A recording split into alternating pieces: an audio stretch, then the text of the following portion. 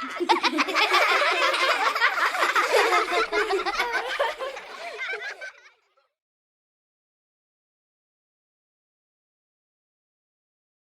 hi, everybody, and welcome back to the Ascension Playground.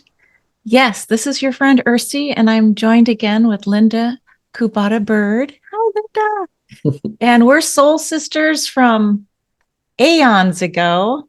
And today, Linda is going to help me understand and have us look at this incredible energy that we're in 2025 and how to hold space for that which we anticipated. The shift of ages doesn't just happen gently.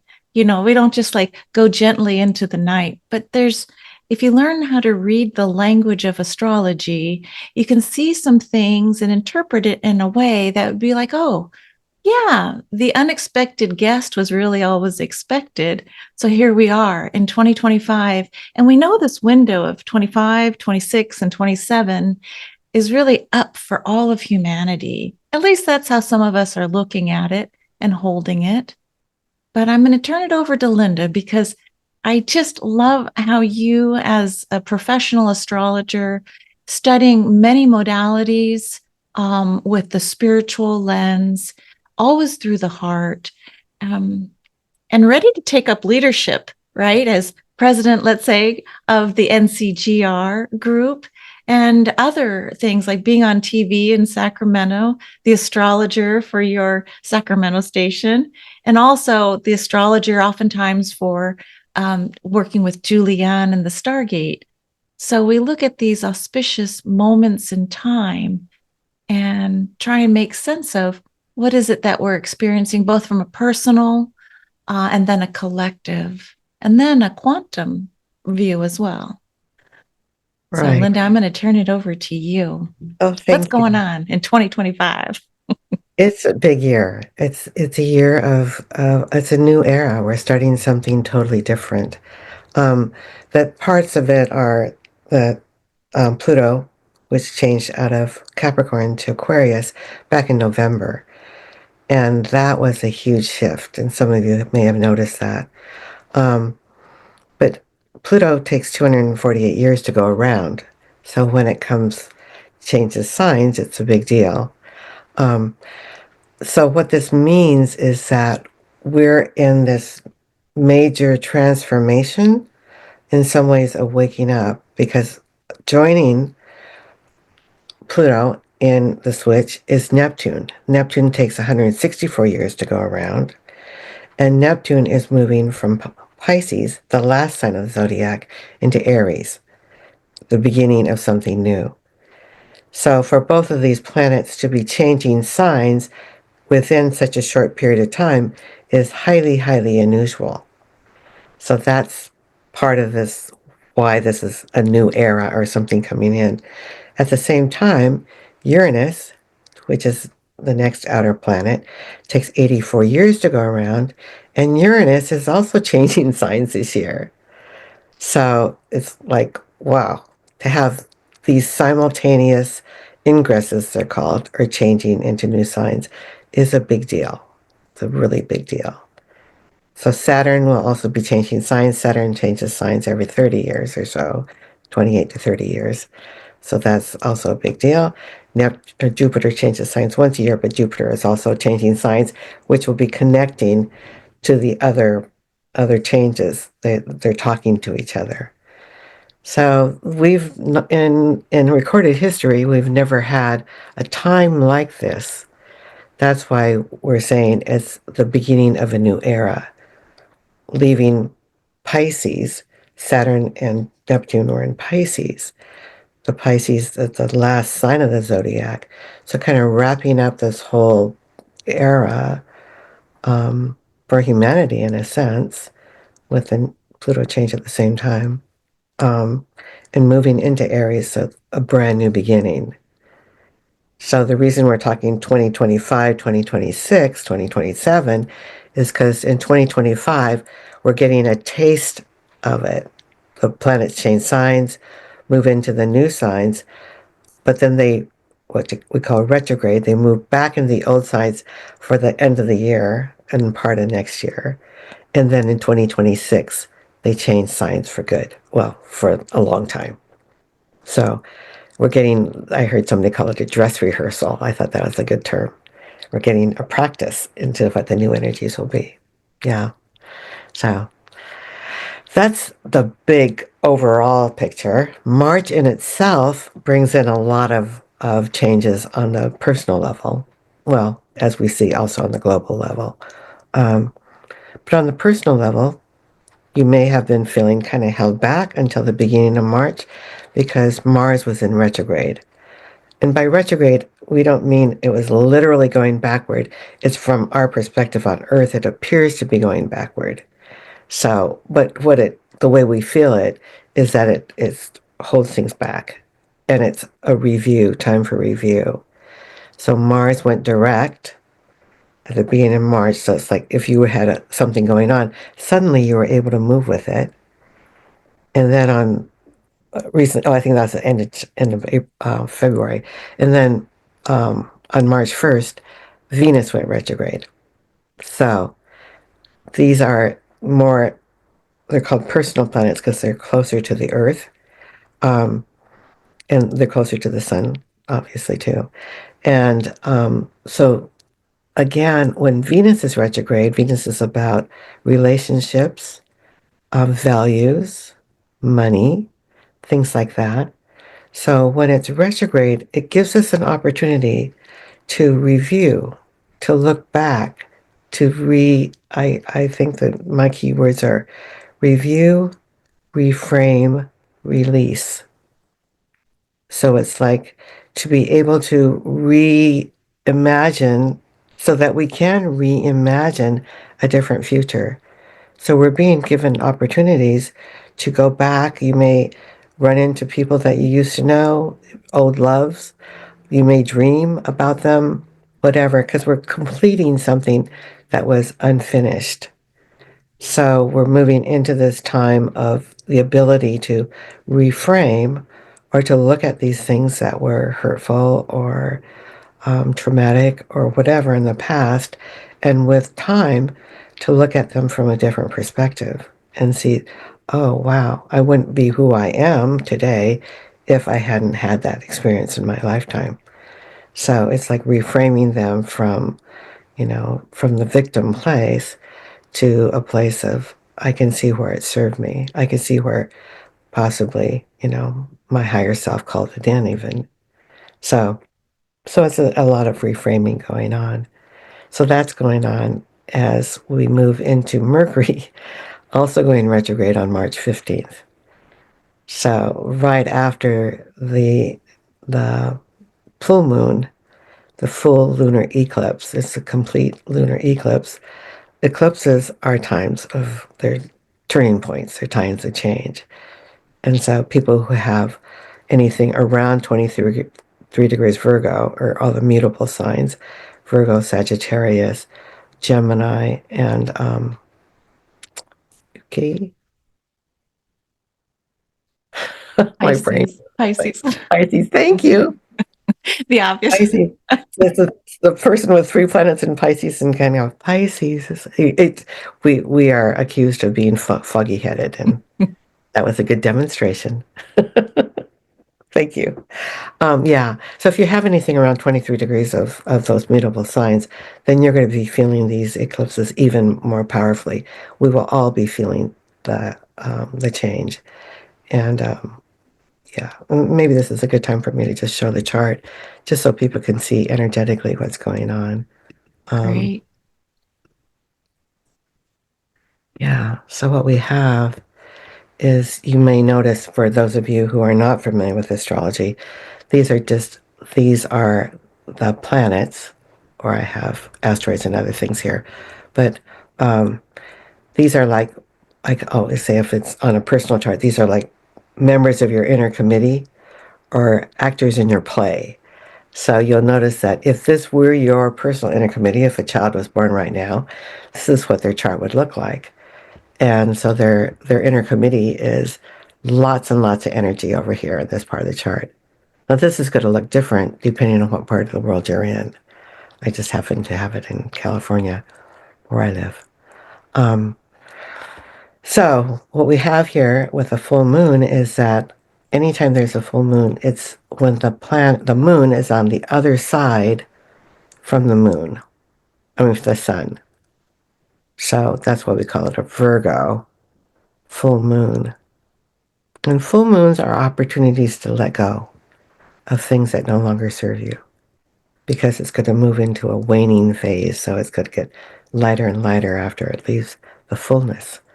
And so what we have here is the ability to really look at both the Virgo and the Pisces polarity. They're the same energies, but just on two sides of the same coin. So the Virgo moon, we're being asked to let go of our perfectionism, our pickiness, perhaps, because Virgo energy is all about seeking perfection. And so it also brings in a lot of not good enough, because even when you get to perfection, you raise the bar on yourself. It's it's it's wants total perfection. Well, perfection is in the eyes of the beholder, right? So I always tell Virgo people, your good enough is perfection to the rest of us, because it's such a high standard that Virgo set. So because this is a south node, we're all getting affected by this ability to let go of the judgments that we have on ourselves, the places we don't feel perfect, the places where we judge ourselves as being inadequate or whatever. So this is a great opportunity to let go of that human judgmental part, and to take yourself into the Pisces, where it's the recognition that we're part of something much greater, that we're so much more than this little body, that we're part of something, the universal whole, you might call it, or the oneness it's often referred to. And to be in this place of being as opposed to doing, because Virgo energy is a lot about human doing. It's like doing, doing, doing, always busy. And Pisces is about human being, just being in a place of love, to just hold that frequency of love, acceptance, compassion. And so this is the polarity that we get the opportunity to become aware of within our own selves and within the world at large, in a sense.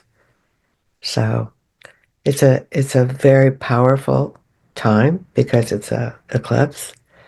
And yeah, I think we can go into lots of detail, but it's mainly just go easy on yourself.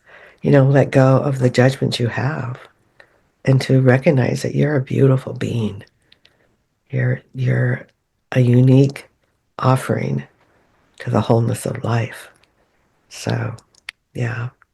There's many other things. Yeah, and I don't think I'll take time to go into it because there's just big picture stuff going on. So, yeah. There's lots and lots on YouTube about this lunar eclipse. Um, and then the other thing, of course, we've got this solar eclipse coming up later in the month on the 29th. And the solar eclipse will be a new moon. So new moon is when the sun and the moon are together. And so that's a great opportunity to dream a new dream, to reimagine what life could be, because it's a very powerful time. Pisces time is always very powerful in the sense that the veil is very thin. And so your thoughts are creating even faster. And so, we can imagine as a collective, the kind of world we want.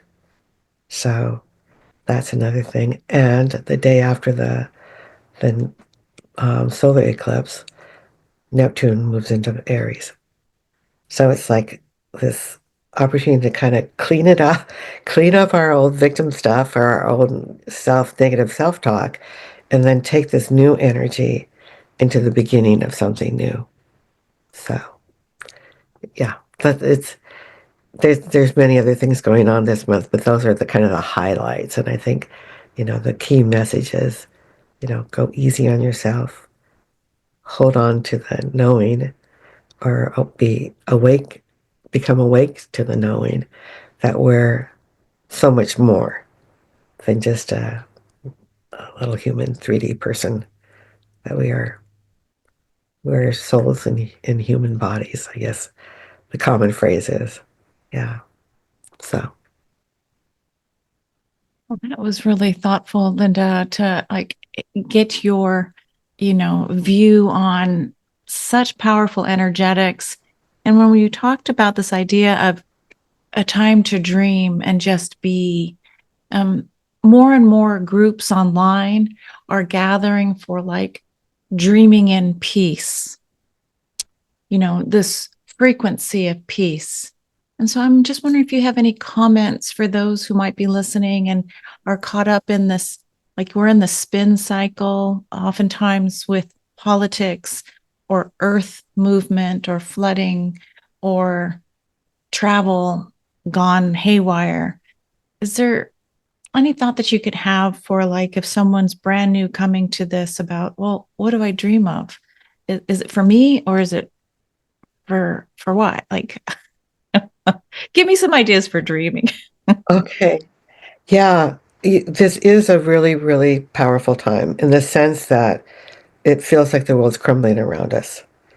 And it'd be really, really easy to drop into fear and loathing and judgment and separation. It's hard not to, given, if you just watch the news for a little bit, it's like, oh my gosh, whew, it's a crazy time.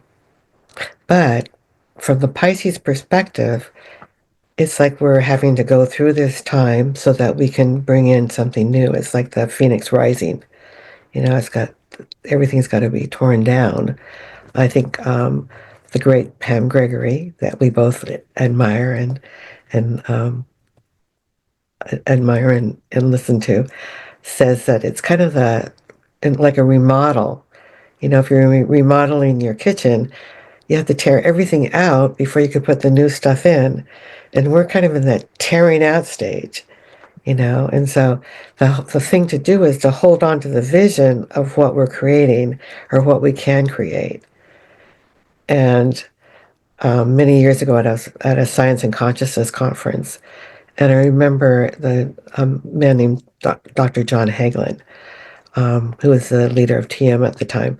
He said that it only takes the square root of 1% for people to wake up, who will then bring the rest of the consciousness with them. So if you're listening to this, I suspect you're part of the leading edge, because people have to kind of hold the frequency of love and hope and peace, um, in and in order to make room for the rest to follow or to be affected. So right now we're at a choice point. I mean, anytime you have eclipses, it's a choice point. And so we could either, get caught in the torrent of fear, um, that's so prevalent, and that we have every reason to be fearful in the 3D, looking out at the world. But if you can kind of become more the observer from the Pisces perspective and see this is the tear down stage for the remodel, something much greater is coming. And so, in the old days in the Capricorn, Pluto and Capricorn phase or Capricorn energy is all about achieving, setting a goal, moving toward your goal. And the goal used to be more practical. It was money, status, stuff, that kind of thing. And now with it into Aquarius, we're moving into more of an egalitarian um, consciousness, the recognition that we're all connected, we're all one, and that we're all reflections for one another, and that we thinking more globally, more collaborative, more about community. And so it's a good time to be um, following your internal compass or your guidance toward being with people like you who resonate like you. And so there are many groups that are gathering, or many um, people, whether it's online or in person, who come together with a common cause to hold this higher frequency of love and peace and joy, the higher frequency. And in doing that, we are contributing to helping this remodel go faster. Yeah. So yeah, it's more, it's, it, it's easy to be caught, and but the choice is to not be. Yeah. That's what it feels like. When we talked about the Stargate experience, the easy, I'd not say the easy, but the mantra was raise your frequency, raise your vibration. We heard that for at least a decade. And now it's like you were saying, the choice point. We can't get to that next evolution, let's say on the spiralic next level. We can't take all of this with us, right? So this heavier, denser dilemma of not good enough, or how could they, or us versus them, more and more alienation and isolation have unfortunately become the default of so much social the times that we're living in. And Mm-hmm. so I get it. Find your tribe. You could just be like following, let's say, the Ascension Playground, or following Pam Gregory's group, or finding yourself back in nature. These choices to not bring the density with you, it's different than spiritual bypassing, right? Spiritual bypassing is, it's not happening. I'm just going to stick my head in the sand and then bleh. Instead, this is I see what's going on. I feel it. I'm aware of it, but I'm going to choose to respond instead of react in a different way. Like the higher angels kind of are calling me to another way of being, and it's going to feel foreign. It's going to feel as foreign as the Old Testament when it was eye for an eye. And then the Christ message came in. Well, love your neighbor as yourself. Well, but do you love yourself? And now with this Aquarian, your networks, find your soul tribe, not for personal gain, but for joy and expansion. This is how we get lighter, I think, by saying, oh, look, Linda's in the deep end. She's swimming. Maybe I can jump in with her because it's the same kind of water that I swim in already.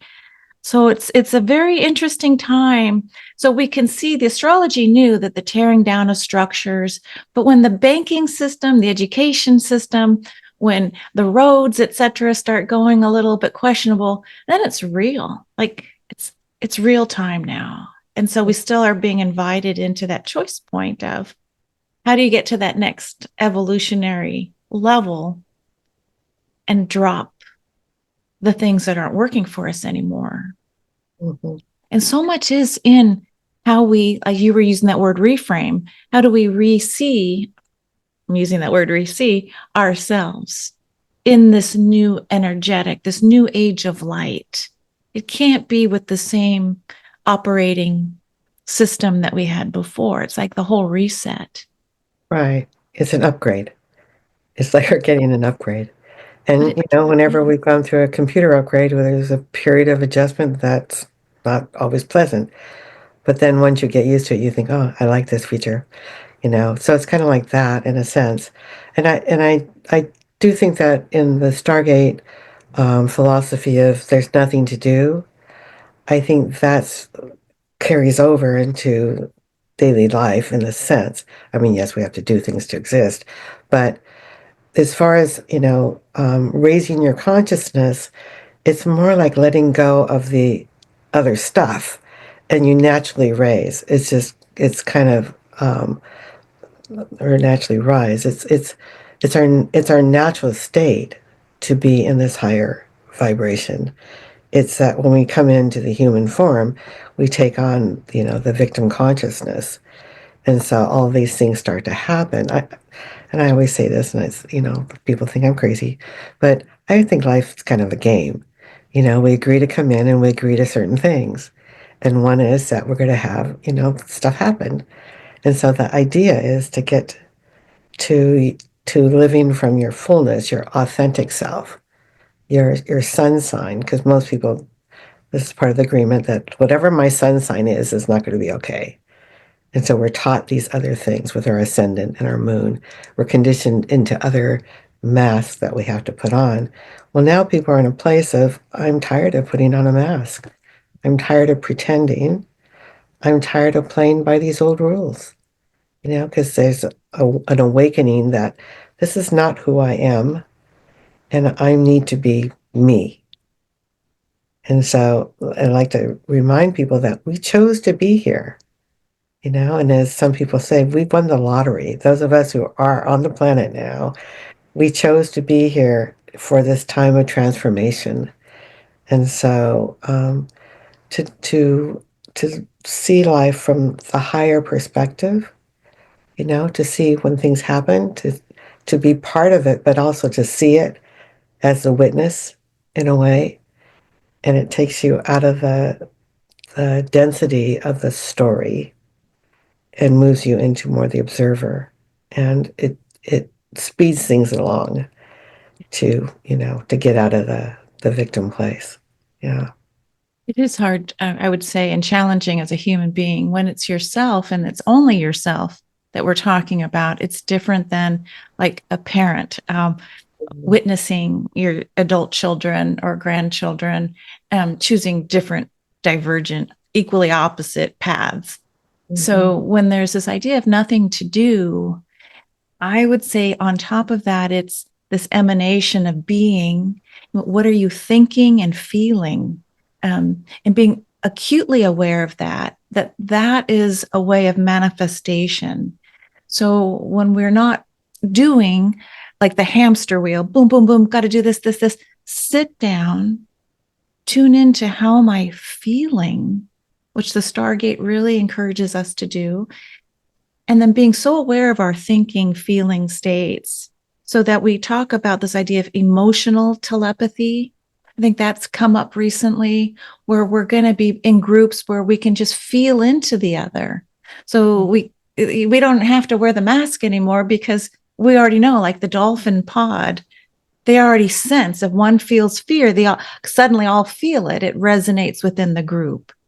So for me, yes, nothing to do. However, honoring that heart, mind, and then finding a group that you can sit with, whether it's imaginal, right? It can be inner earth beings. It can be your star families. It can be letting go of my blood family, that I could never seem to get along with. It's okay. It's meant to be that way, but find the family that you want to create. Going back to what you said about Marilyn and Azazar, choosing to kind of come in as a hybrid. So my question would be, if we're going to play this game of who would you want to be in this new moment, the new now moment, what would it be? A little bit of what? Like, what do you always reach for? Is it the elfin world? Is it the mer people? Is it the starlight of Symphonia? Is it the dragon energy, the wisdom? So when there's nothing to do, it's still this imaginal state of what would it feel like if your inner child came out and just painted a picture of the new you energetically? That just kind of came up. I was just like, oh, who would you pick, Linda? I don't know. I think that's another thing. It's just, be in the moment. Yeah. Yeah. It's just to be in the moment, the richness of the moment. Also, while you're talking, it reminds me to, we're also at a place of moving from our head to our heart, giving more value to our heart and our inner knowing than what our head is telling us. Because our head is, it's a computer. It's it's it only has in it what we put in it. And so for me, much of it what went in it was garbage, but certainly outdated now, whatever is there. And yet we're taught to use our head to, that kind of runs the show. But now we're really being encouraged to listen to our heart, because in heart math, they actually show where there's far more communication that goes from the heart to the head than the other direction. That the heart is where we connect to the deeper knowing, to actually to one another. We connect through the heart and to our higher self or spirit, whatever you want to call it. So it's like to be really heart um, driven, or heart, let the heart run the show, you might say. So when I'm working with clients, I want it, I feel like I should do this, but then yada yada yada. And I'm saying, but how does it feel in your heart? What feels right to you? And then follow that. Because our head's going to keep us stuck. Because the head, I always think the ego wants to keep us safe and same, SAME. And we can't. We can't stay the same anymore. We see what the world is when we try to stay same. It doesn't work. We're in a powerful time of evolution, and a powerful time to be part of this new world, or new 5D reality that's coming about. And by our intention and our by gathering people with like vision, we make that stronger. And I do think that we hasten the creation of those things. Yeah. Thank you so much for sharing. It does seem like the simple math typically is tune into your heart frequency. That's where you'll feel this raising of a vibration. And that's a choice point to stay up here or to come into that 18 inches below. I do value our mind and our ego, but you're right, it doesn't have to be the driver. It can be in the back seat, like we learn in human design. And speaking of human design, I just want to do a shout out, Linda, if you don't mind. Your human design, you have the beautiful incarnation cross of the vessel of love. And so your birth date correlates to this idea of holding as a vessel of love, just being that vessel of love. So thank you for your continual messaging of love and gratitude and frequency, right? This loving, heart centered frequency. Yeah, and Anyway, thank you for reminding me about gratitude, because anytime, you get into a spiral of fear, or lower frequency things, if you just stop and remind yourself to be grateful, there's always something to be grateful for. Always. And it's like a magic elixir to take you out of the fear place and to bring in a different energy, to really be grateful for every little thing, you know, every little thing, because there's so much to be grateful for. Yeah. I am so grateful for you and I am you. um, that you agreed to come and talk with me and we could share this with others on the Ascension Playground. So we thank everyone who's been listening. We hope you'll join us again in the near future. And as Linda says, just be and choose to be here now. And if you can tune into the heart, it's and say the word gratitude. I'm grateful for this moment or whatever you're grateful for. It does shift the game to another level. And maybe that's so simple that sometimes the most simple is the thing that we don't see so readily. So Our mind is just trying to complicate things. Yeah. right, right. Yeah. Just I And am. I Yeah, am. I am. Okay, Linda, well, I hope you'll come and join us again on the playground soon. Talk Thank to you soon, you. everybody. You're Much welcome. love, everyone. Bye for now.